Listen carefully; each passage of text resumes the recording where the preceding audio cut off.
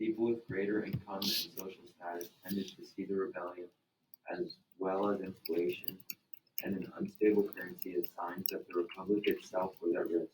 It appeared that as state legislatures became more democratic and responsive to poor people, they would weaken property rights and vote to take property from the wealthy. As General Henry Knox, a close aide to George Washington, concluded, "What is to afford our security against the violence of lawless men?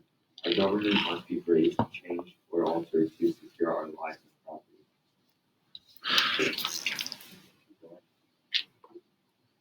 Cooper. Yeah, we'll finish it. These concerns were an important reason why many people, including merchants, artisans, and creditors, began to argue for a stronger central government, and several members of the Confederation Congress called on states to correct such defects as may be discovered to exist. In the present government, the Confederation's failure to deal with the conditions that might lead to rebellion, as well as the problems with trade and diplomacy, only added fuel to their argument. Okay, go to your regular notes then. Take a look up at the screen here. You don't need your handout, okay?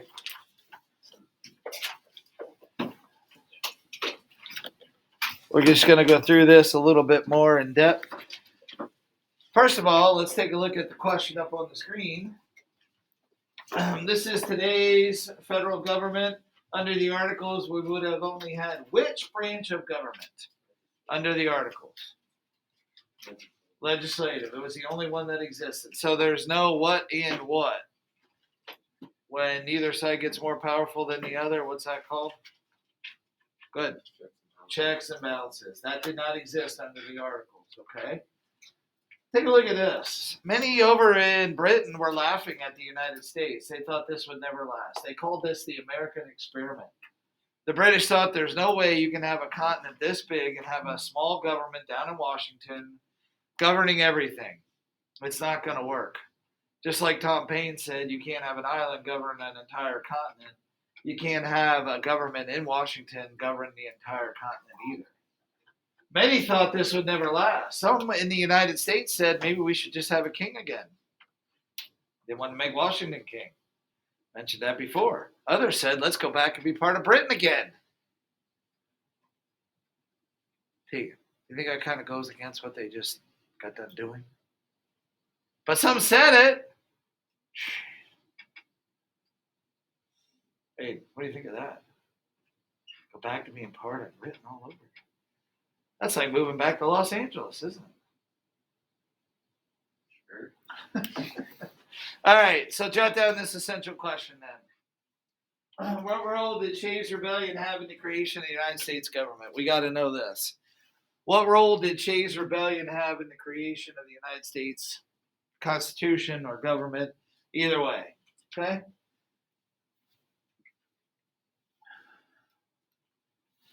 First of all, we need to understand the answer to this question. What role did Shays' Rebellion have in the creation of the United States government? Let me throw this question out there. Hang on a minute.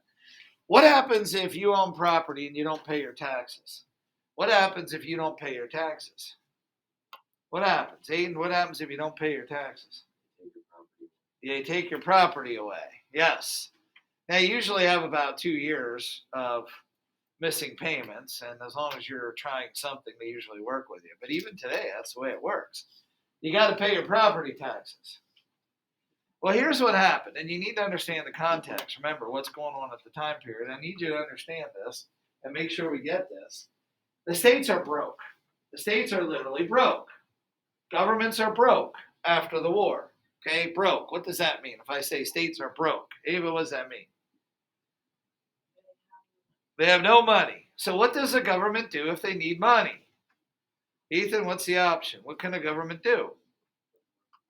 They can print more, or they can raise taxes. Well, now you're really putting it on the people to have money. What if they don't have money? Gabe, then what do? The people don't have money. How are they supposed to pay their taxes? You see the problem here. It's a big problem. Huge problem. Tremendous problem. See, here's the deal. Before Shays' Rebellion, let me make sure you understand this. Daniel Shays was a captain. He fought during the Revolutionary War. Now, you can write that down if you want to, but we kind of just read it. Shays' Rebellion was an armed uprising that took place central and western Massachusetts. I need you to understand he's a Revolutionary War soldier. He just got done fighting. And make sure you also understand this. He's broke when the war is over. And he's broke. He doesn't have money. Not a good situation, is it? I mean, we're talking the guy couldn't even afford a crab cake up at the Crossroads auction on Friday night. Now, that's bad. Imagine not getting the french fries either. Heck, what do you think of that? That would be horrible. So here's what governments can do. They can print more money. The problem with just printing more money, what happens to the value of the dollar? It goes down, yeah. And you don't want the dollar to be worthless. Now you got a bigger problem. We call that inflationary spending. You know that actually during World War II, inflation was that high, a loaf of bread would cost you $400 because the dollar wasn't worth much. Think about it. The dollar, if it's not worth much, then you have to spend more for various products. Okay, so what happened? Massachusetts government raises property taxes. You got to stay with me here. If you raise property taxes, who gets hit the hardest? Property taxes. Not talking about income taxes, property taxes. The people own the most land, which are usually who? Farmers. That's what you got to know. The farmers draw a big sad face. Okay? They're creditors and they're debtors. Now, which one are you if you owe money? Are you a creditor or are you a debtor? Debtor. Yes. So who is hurt the most? We just said that. The people that own the most property, in other words, the farmers. Thomas Jefferson weighs in on this. Take a look at what Thomas Jefferson says about rebellion. A and B Thomas Jefferson.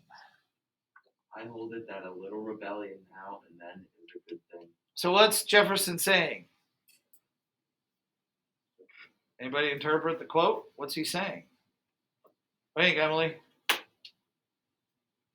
good to rebel every once in a while. It keeps everything in check. Now, Jefferson was not a radical by saying that you should send people to the guillotine and things like that. But he said every now and then to question things, to talk out a little bit and say, why is the government doing this? Why are they doing that? That's not a bad idea. Okay? So, go ahead and hit the lights. Let's read through this. Emily, if you would, start at the very top. In the winter of 1786 and 1787, Daniel Shays, a former Continental Army officer, led a large Contingent, meaning group. contingent of Revolutionary War veterans in protest against the tax policy and debt collection laws of the state of Massachusetts. A Coalition. coalition of state militias stopped Shays and his rebels when they marched on the arsenal in Springfield in Southwest. Now, he was actually pardoned for the crime. Now, don't forget, 4 people were killed in this. But here's what you need to know, and this is the key outcome. Shays' Rebellion shook people's belief in popular government. What I'm telling you here, and this is what you got to know, this article is that government's not going to work. We got to get rid of it, and you need a stronger central government. That's what you got to know. The outcome. It sent the message that you need a stronger central government. This popular thing where all the states have equal representation and no president and no court system is not going to work. Okay, I'll say it one more time. It sent the message that you need a stronger central government and add this, constitution. And you need a constitution. So we're going to have a constitutional convention. Okay, sent the message. We need a stronger central government and constitution. Hang on a minute. Who's the guy that says I'll be there at the Constitutional Convention? Anybody know who that guy is? Who is it? That's Franklin. Now, look at the next one there. Everybody look at the next guy there. You got to know this. Who says, so will I, I'll help write 10 parts of it. Anybody want to take a shot at what 10 parts he's talking about?